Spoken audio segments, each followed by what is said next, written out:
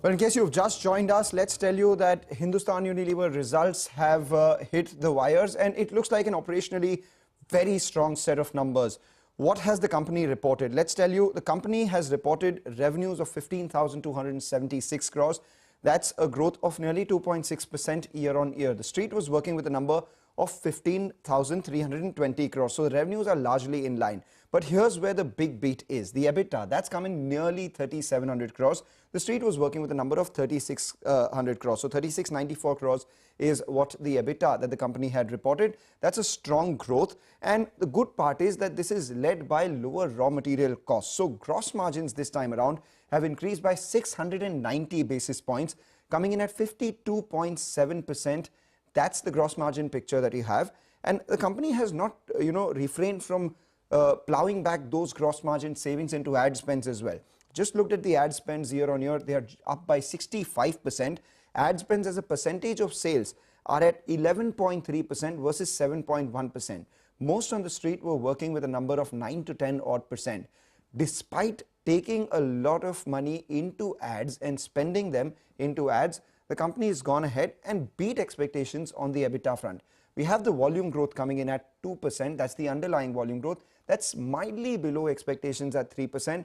But with this operational performance, I think the street will give them a longer rope, and the stock is likely to see some green tomorrow, largely because the second half of this year is expected to be very strong on the demand front as well. What the management speaks about competitive intensity, raw material and rural recovery is something that we'll hear from them very shortly. But just to run you through the other segments as well, home care grew 3.3%, beauty and personal care grew around 4.5%. The street was working with a number of just around 2 to 3 odd percent. And the foods business also grew just under 3%, as against street expectations of 3 to 4% as well. So we'll see how this pans out in terms of management commentary.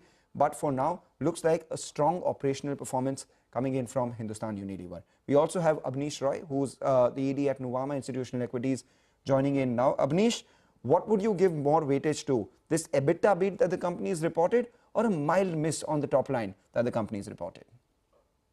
Yeah, it's a decent number given the rural slowdown, given the pricing which is easing off in the base. They have given back the price cuts. So those things are impacting your sales, etc.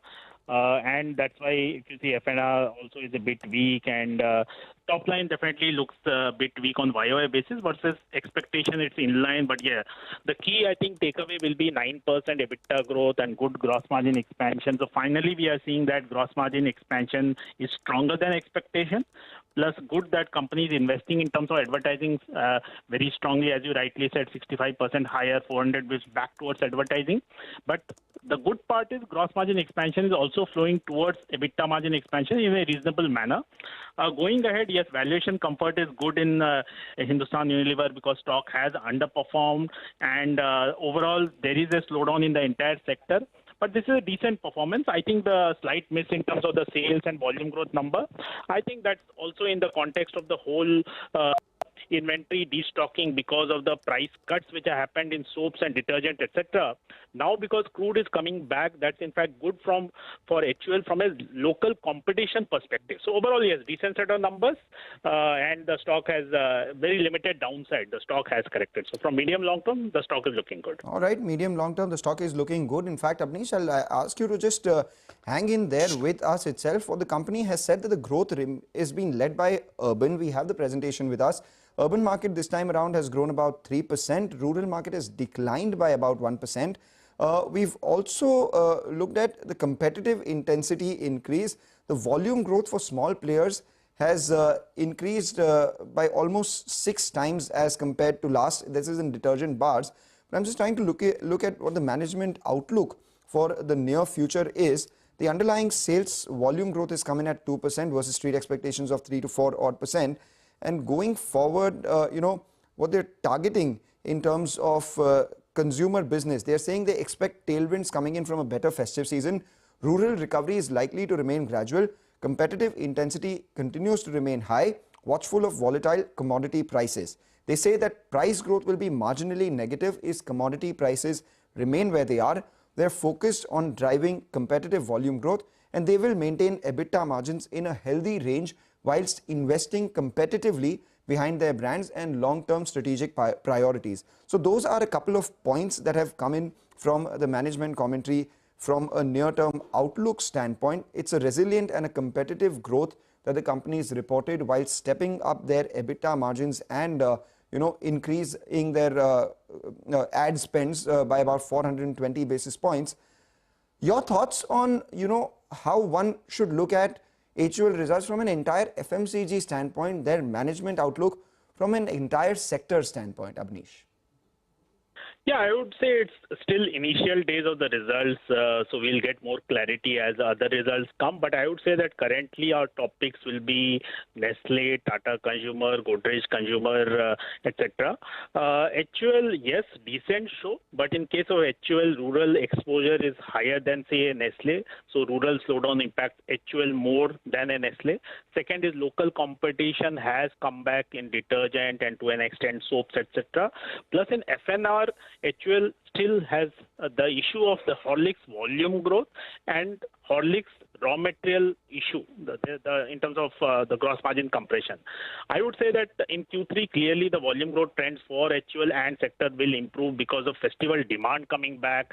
Rural also, August month was a write-off, but September month the rainfall has picked up dramatically. Plus now we are seeing government give very good MSP hike. Wheat MSP hike has been at a 9-year high. So yes, on the margin, things will improve for HUL also, but I would say currently results on Nestle were superior to HUL's performance in this quarter because Nestle is a much more urban-focused company, plus definitely categories are also different. All right, the company said that in this quarter there was a one-off credit coming in from a favorable resolution of past indirect tax litigation benefiting both top line and bottom line. If you exclude this, underlying sales growth would have been 3%, underlying volume growth would have been 2%. That's understandable. The EBITDA margins would have been 23.8%, and the net profit growth would be about 7%. Nothing really to worry about out here. Nothing untoward that the street did not know. Final thoughts, Abneesh. Tomorrow the stock opens in the green according to you. What are your thoughts? Yes, I think near term, the 9% EBITDA growth should support the stock, given the stock has underperformed, has seen correction. And definitely in terms of outlook for Q3 for all FMCG companies, things are better than Q2. So yes, definitely. And crude also going up, that lessens the competition in the future from local players. So detergent clearly is linked to the crude oil pricing. So if crude comes back, that's good for Unilever in terms of lesser competition from local players. So yes, it should be green hopefully in the near term because of all this. All right, take that point, Abneesh. Thank you so much for joining in. So just to wrap things up for you, if you've just tuned in, HUL Hindustan Unilever has reported their numbers. The revenue coming in at 15,276 crores, which is a 2.6% jump as against the last year.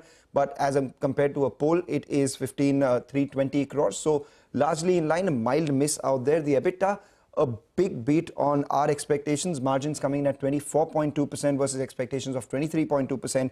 Net profit at 2,717 crores versus street expectations of around 2,600 odd crores itself. What's good is that the company's gross margins have increased by nearly 700 basis points, and a large part of that has been reinvested into ad spends, which have increased by about 420 basis points year on year. The net profit has increased, or the EBITDA margins have increased despite this reinvestment into ad spends as well. What is it that the management is saying? Rural recovery likely to remain gradual. Competitive intensity is likely to remain high, but going forward, the company will focus on driving competitive volume growth, maintaining EBITDA margins in a healthy range. So all in all, it looks like an operational beat coming in from Hindustan Unilever, notwithstanding the 2% volume growth that they've reported versus expectations of 3 to 4%.